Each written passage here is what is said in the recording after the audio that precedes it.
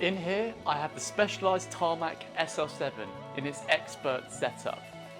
But I'm not doing this as a fun video this time, I'm actually going to do it more as a rant, because there's a lot of features on this bike that I think represent the bad in the bike industry at the moment. So let's get into it.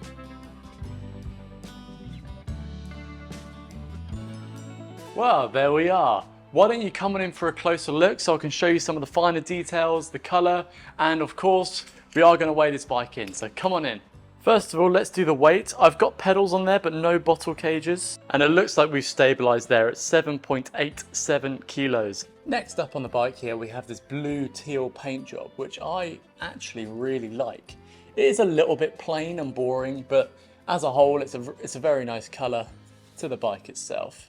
It does come with your bog standard round handlebars, and I'll talk more about that in a moment.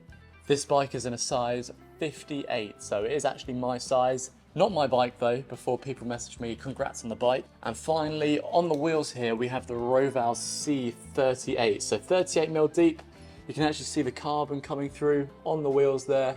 And it looks, I think they're a really nice wheel set. They actually look really cool. Deep enough for what you need.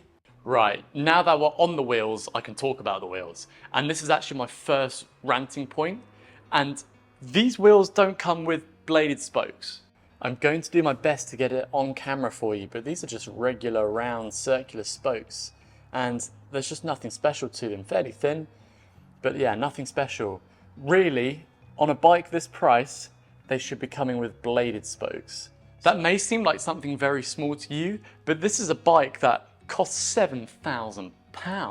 I mean, that is well into the mid-range tier of bikes, and you're not getting mid-range equipment on your bike. Thankfully, the person that bought this bike didn't actually spend the £7,000, they spent £5,600, and that's because the bike was on sale, and that may or may not be due to a potential new tarmac model coming out in the very near future. Even still, for £5,600, bladed spokes is a very simple thing to do. It probably costs them hardly any more money to put a bladed spoke on there. Come back in for the next thing that really bothers me, because that is the handlebars.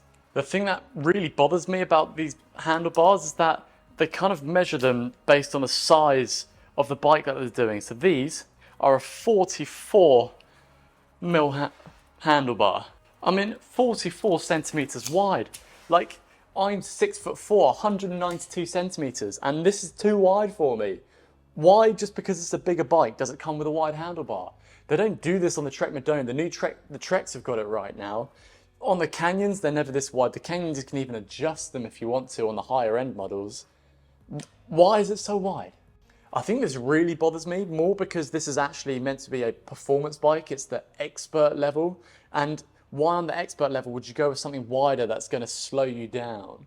Oh, and why do all these bikes come with a door disc? Like, you just cut them off. All you have to do is set up your height limit screw properly, and a professional mechanic's probably putting your bike together anyway. It's not that hard. Get rid of this.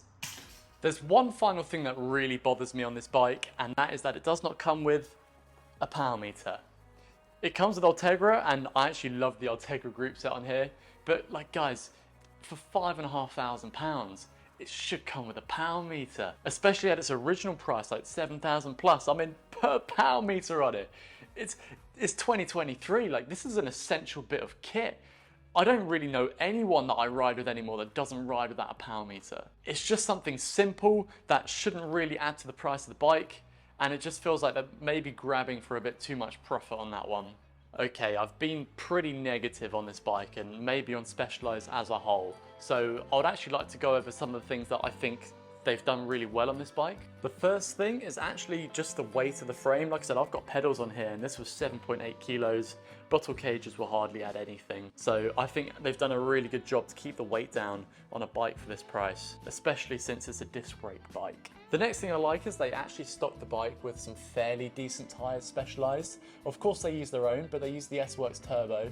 They're not the fastest tyres in the world, but they're more than quick enough really, and once they wear out, you can replace them with something better. The next thing I do like is actually the integration here. So you haven't even got like a full-fed handlebar, and I actually don't mind them saving money on the full aero handlebar. And that reason being because it's quite expensive to make them, and it probably is going to put the price of the bike up a lot, so circle handlebars fine for that. But they've managed to integrate the cables really nicely on this bike, even without the integrated bar. So it just literally loops around the front there, and it looks very tidy as a whole. Pretty much fully integrated. This Ultegra group set, I mean, it is fantastic. I actually love these new Ultegra group sets.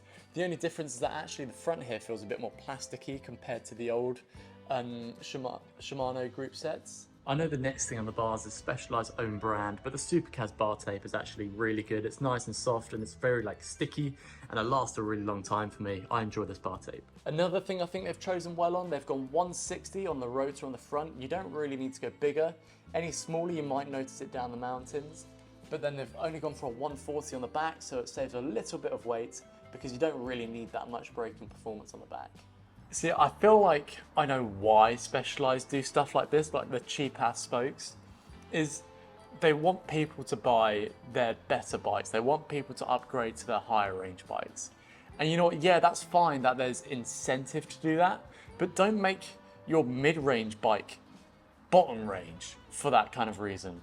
I mean, you don't see Shimano putting Claris level stuff on their Ultegra level group set. It just doesn't make any sense. But that's the equivalent of what I think they've done with the spokes and the handlebars and things like that. It just feels like at the moment, maybe other companies are starting to get with it, starting to fit narrower bars, starting to fit bladed spokes as stock, but Specialized hasn't got there yet. So as a whole, if I was going to conclude this bike, it feels like a nearly great bike. It has all the right features, they're just missing those minute details that you can call an expert bike.